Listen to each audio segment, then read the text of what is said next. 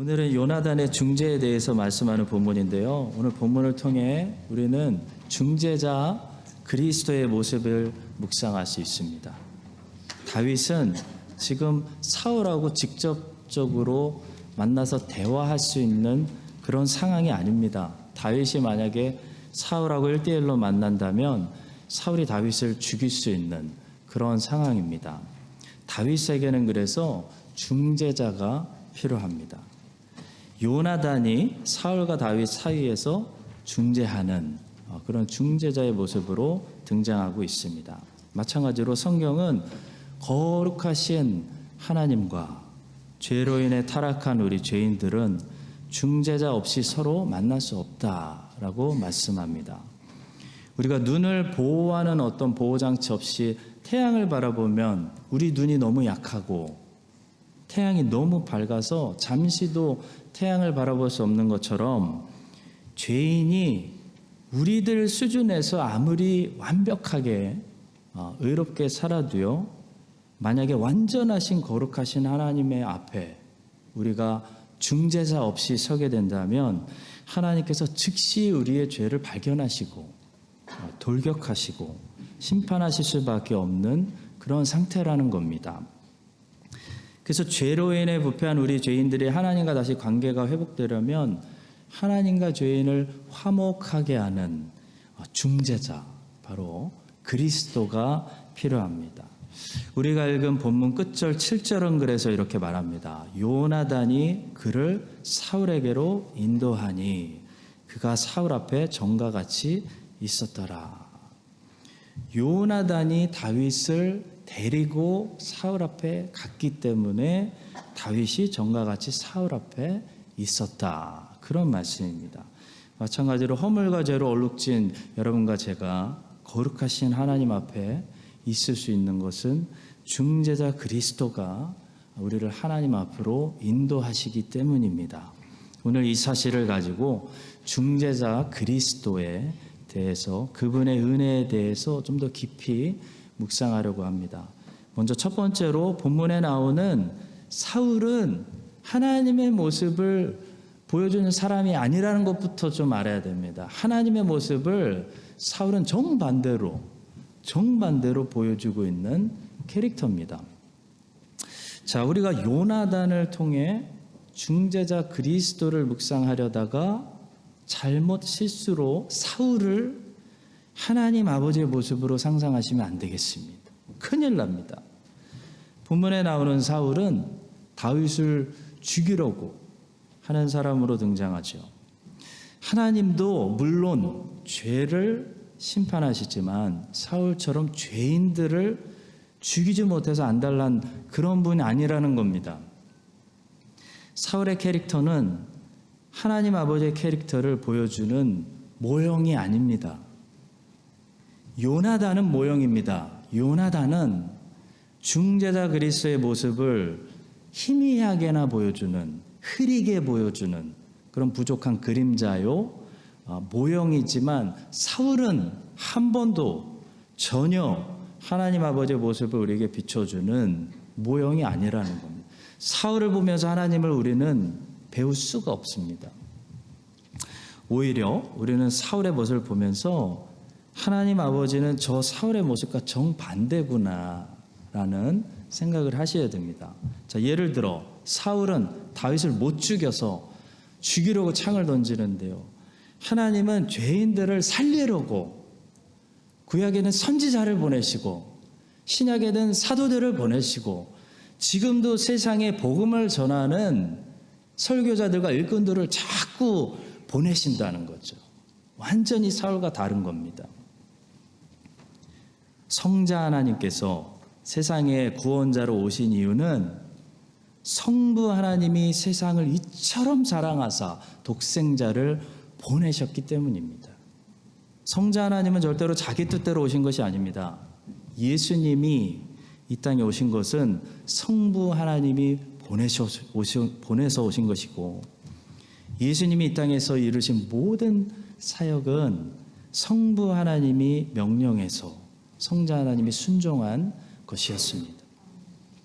따라서 우리를 사랑하시는 모든 그 자비로운 예수 그리스도의 사랑의 근거는 전부 어디에 있냐면 성부 하나님의 사랑에 있습니다. 성부 하나님은 공의로운 심판으로 죄인들을 죽이지 못해서 안달인데 성자 하나님이 착해가지고 성부 하나님을 진정시키고 그분의 화를 누그러뜨리고 있다고 생각하면 정말 잘못 알고 있는 거죠. 그것은 사울과 요나단의 모습이지 성자 하나님과 성부 하나님의 모습이 아닙니다. 성경은 성부가 세상을 이처럼 사랑하사 성자를 보내셨다라고 말씀을 선포합니다. 성자는 자기 뜻대로 한 말씀도 한 걸음도 행하시지 않으시고 다 성부가 계획하신 대로 시키시는 대로 이 땅에서 행하셨다. 성경은 증언합니다. 그러니까 하나님 아버지의 모습은 사울과 정반대의 모습입니다.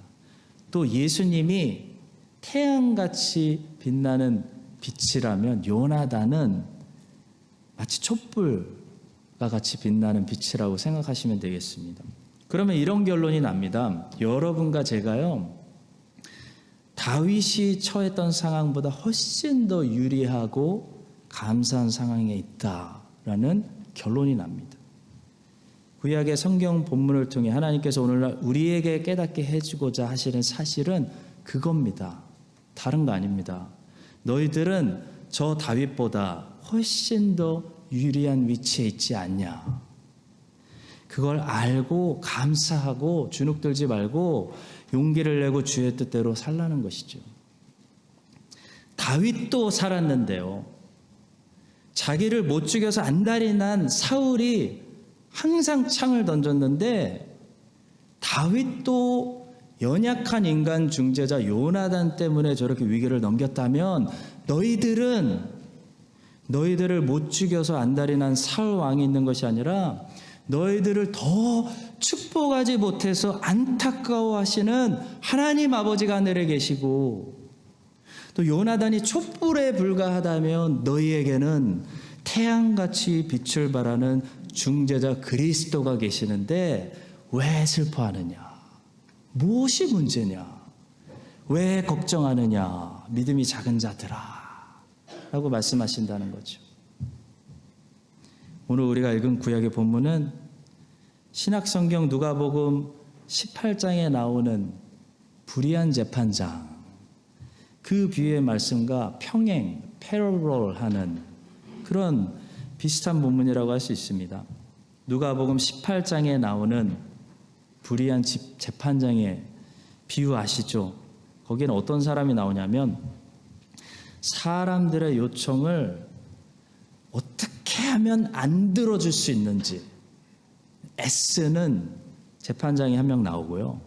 또 누가 나오냐면 정말 아무 자격도 없고 소망도 없는 불쌍하고 비참한 과부가 나옵니다. 그러니까 다시 말해 이 과부가 이 재판장으로부터 무엇을 얻는다는 것은 상상 불가합니다. 이 과부가 이 재판장으로부터 무엇을 얻어내기에는 최악의 조건입니다. 그런데도 비유는 놀라운 결론을 우리에게 말씀하죠. 비유는 이 과부가 이 재판장으로부터 결국 원하는 것을 받아냈다라고 말합니다. 왜냐하면 과부가 포기하지 않고 끈질긴 간구의 힘으로 최악의 상황 속에서도 원하는 것을 얻어냈다를 예수님이 강조하시는 것입니다. 자, 보세요. 과부가 처한 상황은 절대로 여러분과 제가 처한 상황을 보여주는 것이 아닙니다. 오히려 반대로 보여줍니다. 최악의 반대 상황을 우리에게 보여줌으로써 여러분과 제가 처한 상황이 얼마나 훨씬 더 좋은 상황인지 유리한 상황인지 역으로 말씀하시는데 주님의 말씀에 초점이 있다는 거죠. 마치 쓴맛을 보여주면서 여러분과 제가 삼키고 있는 이 단맛이 얼마나 단맛인지를 깨닫게 해주는데 주님 비유의 목적이 있습니다. 성도 여러분, 여러분과 저는요 절대로 불의한 재판장 같은 사람에게 최대한 안 주려고 하는 사람에게 가서 무언가를 요청해야 되는 그런 상황에 있지 않습니다. 오히려 우리는 반대 상황에 있습니다. 우리에게 더 못 주어서 안타까워하시는 하나님 아버지가 있다는 거죠. 그리고 여러분과 저는 전혀 불쌍한 과부의 입장에 있지도 않습니다. 우리는 하나님의 아들들, 자녀들, 이런 호칭을 가진 사람들로 이 땅에서 이제 살고 있습니다. 고아와 과부가 아니라는 거예요. 그런데도 만약 여러분과 제가 비유 속에 이 과부보다 더 얻지 못하고 있다면 문제는 어디 있는 거죠? 과부보다도 기도를 안 하고 있다. 기도를 포기했다. 멈췄다라는 것을 말하는 것입니다. 지금 예수님은 그걸 말씀하시려고 비유를 말씀해 주시는 거예요. 항상 기도하고 낙심하지 말아야 할 것을 비유로 말씀하여. 성도 여러분, 오늘 우리가 이 아침에 이 다윗이 처한 상황을 보면서 첫 번째도 깨달아야 할 사실이 있습니다. 여러분과 제가 본문의 다윗보다 훨씬 더 좋은 상황에 있다는 거예요. 축복받은 유리한 상황에 있다. 첫 번째 메시지예요. 그러면 다윗도 찬양하는데 우리는 더 찬양하고 감사가 흘러 넘쳐야 되지 않겠습니까? 이게 하나님의 질문이에요. 과부도 포기하지 않고 매일 졸라서 얻어냈는데 구해라 그러면 주실 것이요. 찾으면 찾는다. 두드리는 자에게 열린다라고 약속을 해주신 여러분과 제가 기도하는데 못 얻을까요? 다윗은 요나단이 있었지만 요나단도 부족한 인간에 불과합니다.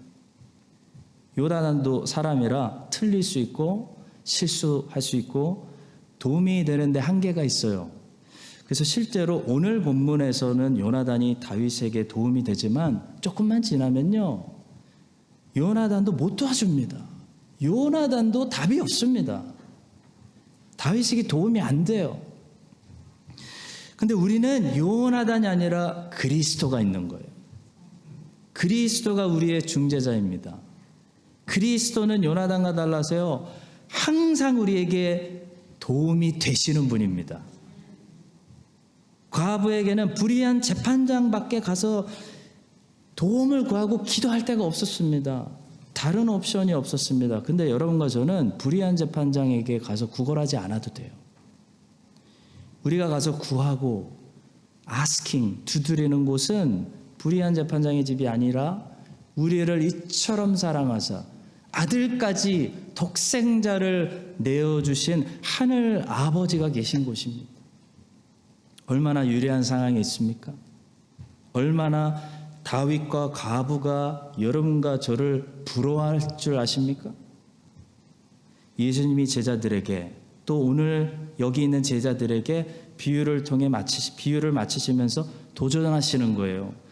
누가복음 18장 6절과 7절입니다. 주께서 또 이르시되 불의한 재판장이 말한 것을 들으라. 하물며. 여기서는 하물며가 중요해요. 과부도 얻었는데 너희들이 못 얻을 것 같아. 그런 말씀입니다. 하물며 하나님께서 그 밤낮 부르짖는 택하신 자들의 원한을 풀어주시지 아니하겠느냐. 그들에게 오래 참으시겠느냐. 그런 말씀입니다. 마치 제가 마음이 진짜 좋은 사람이어가지고 제 아이들이 다니는 학교 클래스에 있는 아이들에게 전부 과자를 쏘았습니다. 예를 들어 안 쐈어요. 예를 들어 과자를 다 쏘았어요. 근데 하물며 선별이와 우주가 아빠 과자 사주세요. 과자 먹고 싶어요. 라고 했는데 제가 안 돼. 어디서 감히 너희들이 나에게 그런 걸 요구할 수 있어. 너희들이 행동이 완벽해질 때까지 과자 못 줘. 제가 그러겠냐는 거예요. 주님의 말씀이 지금 그런 말씀입니다. 성도 여러분, 우리는요 아주 특별한 사랑을 받은 신약의 성도들입니다. 이걸 잊어서는 안 돼요. 몰라서도 안 돼요. 성경은 무지도 죄로 간주합니다. 모르시면 안 돼요. 이 사실을 우리가 알아야 되고 잊지 말아야 되고, 이런 큰 은혜를 받고 있으니 여러분과 제가 다윗도 찬양하는데요, 과부도 기도하는데요, 기죽지 말고 낙심하지 말고 과부보다 더 열심히 하나님의 영광을 위해서 필요합니다, 주십시오, 기도하고 다윗보다 더 열심히 하나님을 모든 상황 속에서 찬양하고 감사하고 인내하고 말씀에 순종할 수 있는 우리 모두가 될 수 있기를 주님의 이름으로 축복합니다. 두 번째로, 중재자는 어떤 분이냐면 하나님의 사랑을 우리에게 자주 말씀해 주시는 분이라는 사실입니다. 중재자의 역할은 두 가지입니다. 우리의 입장을 하나님께 대신 말씀드리는 거고, 하나님의 마음을, 하나님의 계획을 우리에게 말씀하시는 거. 이것이 중재자의 역할입니다. 소통의 역할이죠. 본문에도 보니까 중재자 요나단이 두 가지 일을 하고 있습니다.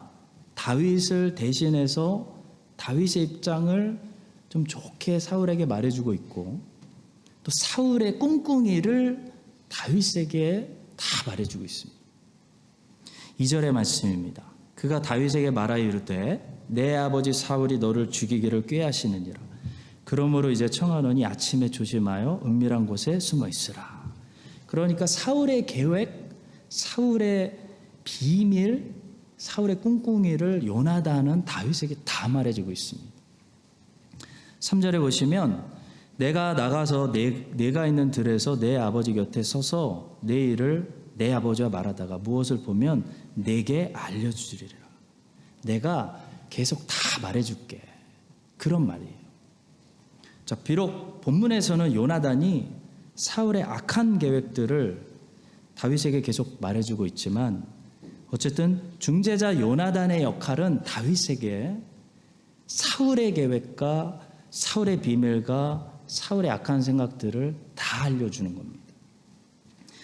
완벽한 중재자 그리스도께서도 우리에게 계속 말씀하시는데요, 다행히도 우리는 다윗처럼 안 좋은 악한 소식을, 하나님이 우리를 얼마나 미워하시는지, 하나님이 얼마나 화가 나셨는지 그런 소식을 들어야 되는 게 아니라요, 하나님이 우리를 얼마나 사랑하시는지, 하나님이 오늘도 우리를 얼마나 기다리시는지, 하나님이 우리를 얼마나 새롭게 하시려고 계획하고 계시는지, 얼마나 놀라운 계획을 가지고 계시는지, 힘들 때, 넘어질 때마다, 좌절할 때마다 이 중재자 그리스도께서 계속 하나님의 뜻을 우리에게 말씀하신다는 거예요.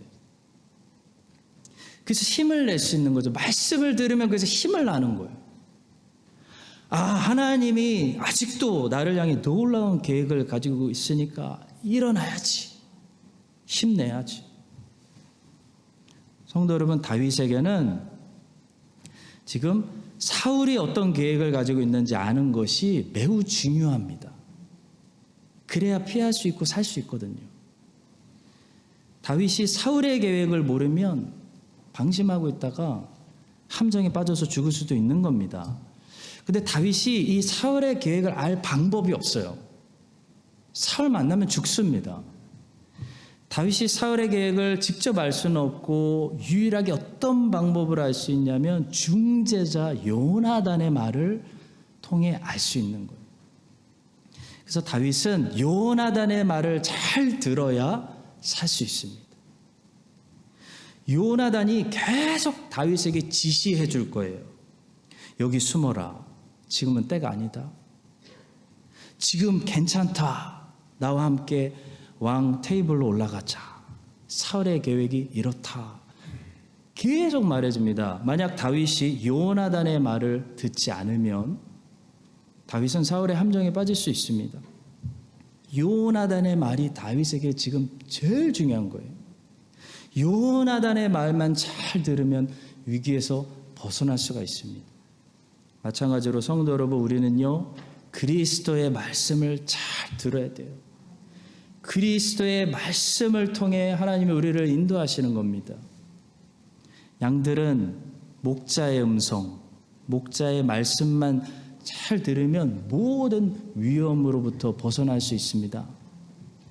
왜냐하면 목자는 음성으로, 말씀으로 양들을 인도하기 때문이에요. 목자가 가지고 있는 지팡이와 막대기는 늑대들을 때리려고 가지고 있는 거지 양들을 때리려고 가지고 있는 거 아닙니다. 요한복음 10장 27절의 말씀이에요. 내 양은 내 음성을 들으며 나는 그들을 알며 그들은 나를 따르느니라. 그래서 건강한 양은요, 잘 보는 양이 아닙니다. 양은 잘 보지 못한다고 하죠. 건강한 양은 잘 보는 양이 아니라 잘 듣는, 말씀을 잘 분별하고 듣고 말씀을 따라가는, 순종하는 양이 건강한 양이에요. 건강한 신앙생활이라는 것은 환상을 보는 게 아닙니다. 꿈을 꾸는 게 아닙니다. 말씀을 잘 듣고 말씀을 잘 순종해서 따라가는 것이 제일 건강한 신앙생활입니다. 말씀을 무엇보다도 사랑하고 사모하고 즐거워하는 삶이 가장 우리가 건강한 영혼의 상태를 가지고 있을 때라는 거예요.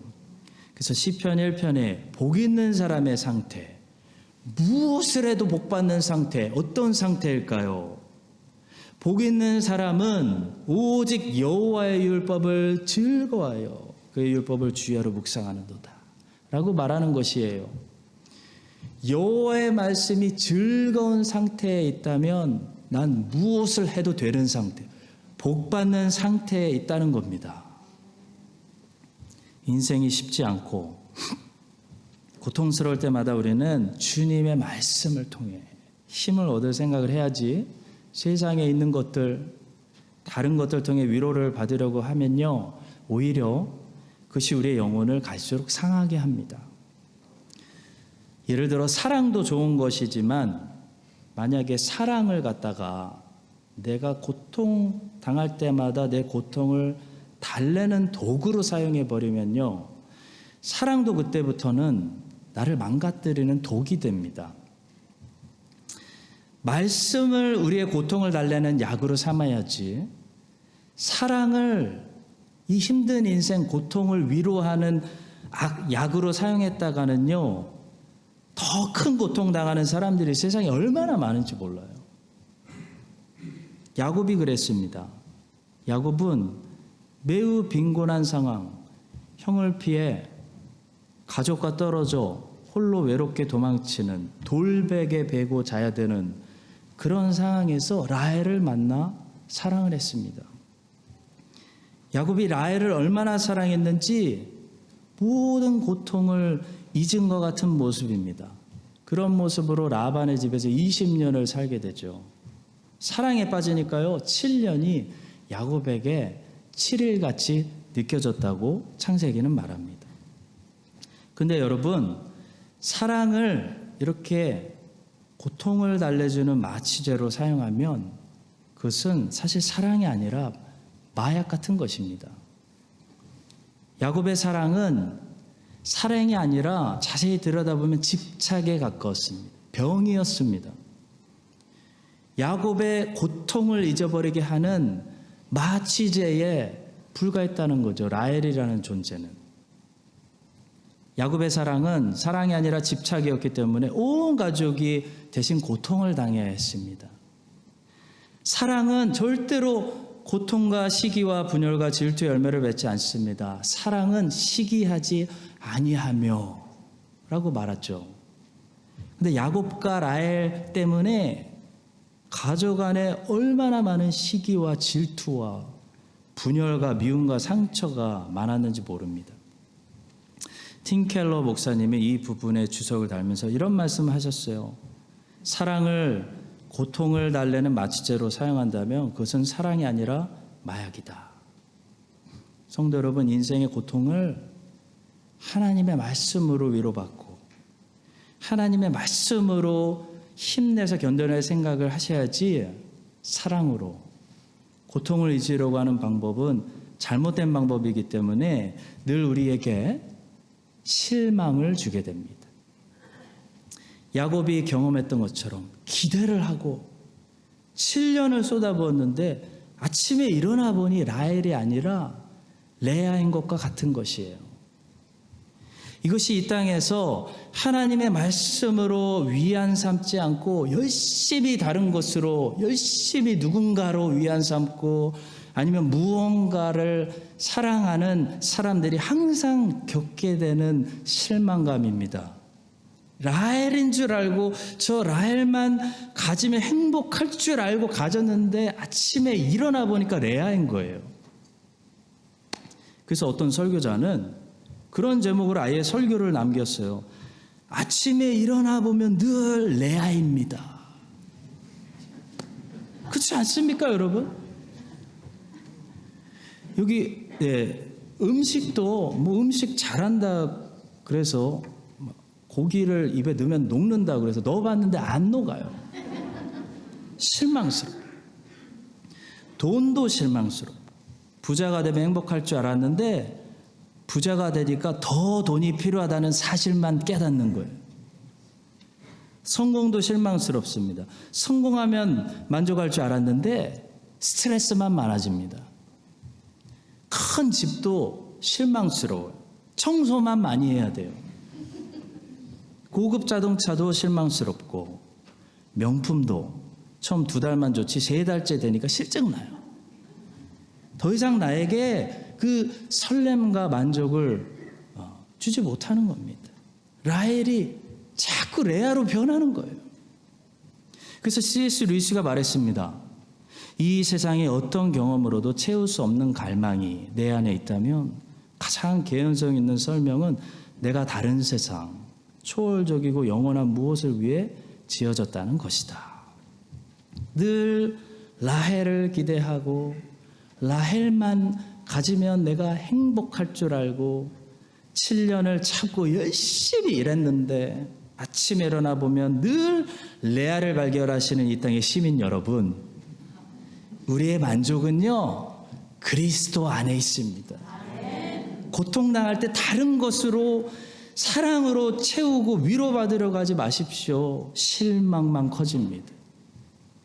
인생의 고통을 이겨낼 수 있는 힘은 매일 그리스도의 말씀을 즐거워하고 체험받는 데서 오는 것입니다. 주님은 매일 말씀으로 우리를 인도하십니다. 내가 너를 사랑한다. 영생을 준비하고 있다. 잘하고 있어. 참아. 인내하자. 내가 속히 오리라. 말씀하시는 거예요. 여러분과 제가 말씀으로 새롭게 되고 말씀으로 만족하고 말씀으로 배불리 채워지는 기쁨을 매일 충만하게 누리시게 되기를 주님의 이름으로 축복합니다. 마지막 3번째로 짧게 말씀드리겠습니다. 중재자는 또 우리를 위해 기도해 주시는 분인데요. 우리를 좋게 말씀해 주시는 중재자라는 사실입니다. 본문을 보니까요. 요나단이 사울의 상황을 다윗에게만 말해주는 것이 아니고 다윗의 입장을 대신해서 사울에게 말해줍니다. 근데 어떻게 말해주냐면 이게 너무나 감동적인 구절인데요. 제일 좋게 말해주는 거예요. 4절과 5절입니다.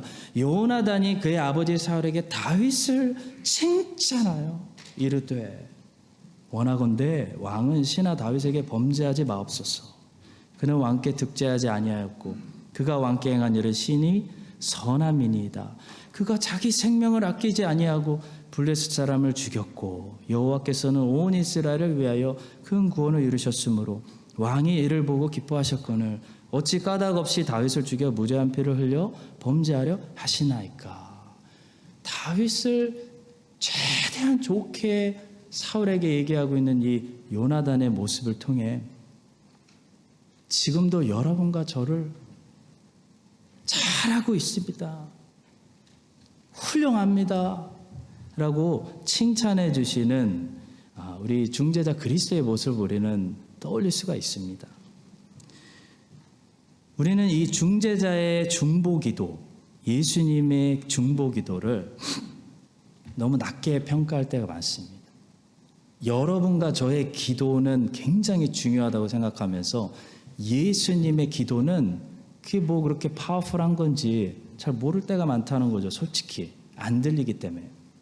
그러나 주님의 기도가 우리의 기도보다 훨씬 더 우리에게 중요합니다.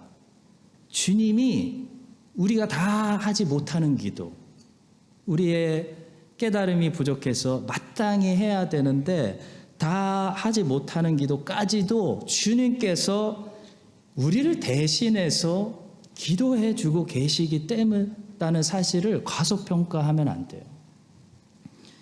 주님의 기도가 얼마나 귀한지, 예를 들어 베드로에게 베드로 기도보다 주님의 기도가 베드로에게 더 중요하다는 사실을 우리는 성경에서 찾아볼 수 있어요. 베드로가 예수님을 3번이나 부인하고도 베드로의 믿음이 완전히 사탄에게 낚아채임을 당하지 않은 비결이 있었는데 바로 주님이 베드로를 위해 기도해 주셨기 때문입니다. 누가복음 22장입니다. 시몬아 시몬아 보라, 사탄이 너희를 밀가부르듯 하려고 요구했으나 그러나 내가 너를 위하여 내 믿음이 떨어지지 않기를 기도하였노니 너는 돌이킨 후에 내 형제를 굳게 하라. 베드로는 자기를 위해서 기도하는 것을 실패했는데 주님의 기도가 베드로에게 있었기 때문에 베드로가 3번이나 예수님을 부인했는데도 그의 믿음이 빼앗기지 않았습니다. 여전히 보존되어서 다시 회개하고 돌아올 수 있었습니다. 성도 여러분, 구약의 대제사장의 역할은 크게 2가지였습니다. 성막 생각하시면 제단이 2개가 있는데요. 큰 제단, 번제단은 밖에 있고 작은 제단, 분향단은 안에 있습니다.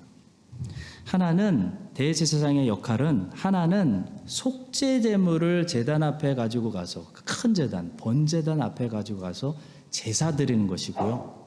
2번째, 또 하나는 그 성소 안에 있는 작은 제단, 분향단 앞에 가서 뭐 하는 거냐면 기도하는 겁니다. 이 중재자가 하는 역할은 2가지 역할인데요. 우리는 예수님의 십자가 제사, 십자가 속죄 제사는 얼마나 중요한지 잘 알고 있는데 예수님이 대제사장으로서 승천하셔서 지금도 우리를 위해 기도하고 있는 제사장이라는 사실은 잘 모를 때가 너무나 많은 것 같아요. 주님께서는 우리를 위해 속죄 제물이 되어 속죄 제사만 드리신 것이 아니라 지금도 하나님의 우편에서 중재자로서 우리를 위해 기도해 주고 계시기 때문에 우리가 이렇게 넘어져도 베드로처럼 또 일어날 수 있는 것입니다. 대제사장, 중재자의 중보기도가 얼마나 중요한지요. 요한복음 17장은 17장 전체를 사용해서 대제사장의 기도, 곧 여러분과 저를 위해 기도하시는 이 중재자의 기도를 가득히 기록해 놓았습니다. 그래서 요한복음 17장은 우리가 대제사장의 기도라고 부릅니다. 한번 집에 가서 오늘 요한복음 17장 주님이 어떻게 우리를 위해 기도하시는지 한번 묵상해 보시기 바랍니다. 사랑하는 성도 여러분, 우리의 기도도 중요하지만 주님의 기도가 우리에게 더 중요합니다.